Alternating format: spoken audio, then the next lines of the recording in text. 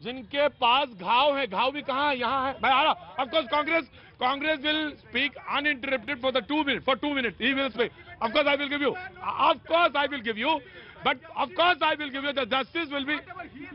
I not interrupted in any statement.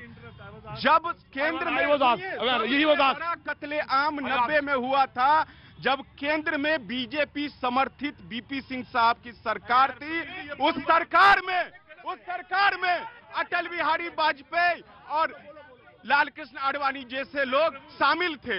उस समय किसी ने नहीं बोला, विपक्ष के नेता। उससे पहले क्या था? उससे पहले क्या बोल रहे? जो पहला आप भी जानते थे कि इतिहास को तोड़ के मरोड़ के पेश करके 10 लोग मेरे पे चढ़ जाएंगे, उससे कुछ नहीं होगा। आप मेरे उत्तर रामधारी सिंह दिनकर की कहूंगा, समरसेज है नहीं पाप का भागी केवल ब्याग, तो तटस्थ है समय लिखेगा उसका भी इतिहास।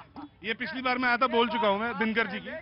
यार मुझे ना आपसे सॉरी यार, नहीं आप आपके समय नहीं गया था, अभी भी नहीं जाऊंगा। आप मेरे को सिर्फ एक प्रश्न का उत्तर दीजिए कि वीपी सिंह की सरकार कौन से महीने में 1989 में बनी थी? आप देखिए 1989 महीना तो मुझे भी याद नहीं है। नहीं याद है ना, तो आप याद करके आइए। दिसंबर में बनी थी। उससे पहले आप ही की सरकार थी। और पहली जो एक मिनट पहली जो कश्मीरी पंडित औरत टेररिज्म से मरी थी, प्रभावती, वो मार्च 1989 में कांग्रेस फारूक अब्दुल्ला की सरकार थी, तो मरी थी। तो ठीक है, आप छोड़ दीजिए। केंद्र में किसकी सरकार थी? कांग्रेस, राजीव गांधी, 1989 मार्च। अरे आप कांग्रेस के प्रवक्ता हैं, पढ़ के तो आइए।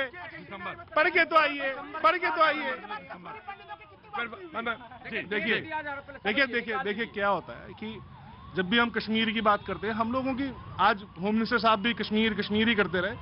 कश्मीर का एक बहुत बड़ा प्रांत है, जम्मू कश्मीर है। वो it is a union territory of Jammu and Kashmir. तो आप जम्मू की भी बात कीजिए। आज मैं जम्मू के गुज्जर बकरवाल, इनके लिए मैं बहुत खुश हूँ। आरक्षण मिल रहा है, आरक्षण मिल रहा है। ये आज अगर जम्मू कश्मीर की बाउंड्रीज, टेरिटरीज, आज अगर जम्मू कश्मीर भारत का अभिन्न अंग है, तो उसमें बहुत बड़ा हाथ इन्हीं गुज्जर बकरवाल पहाड़ी लोगों का है, क्योंकि ये भारत के, सुनिए, तो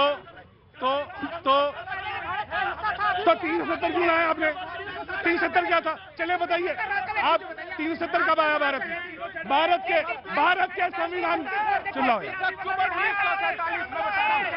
26 अक्टूबर 1947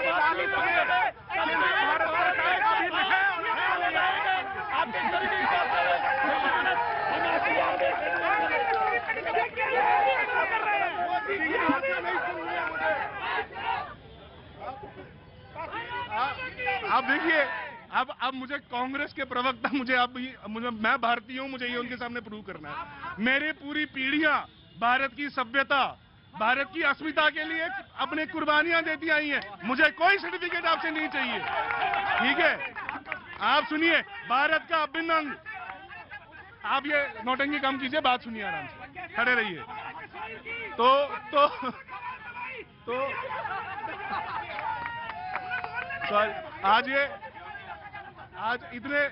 आज मुझे बल भाई, शांत।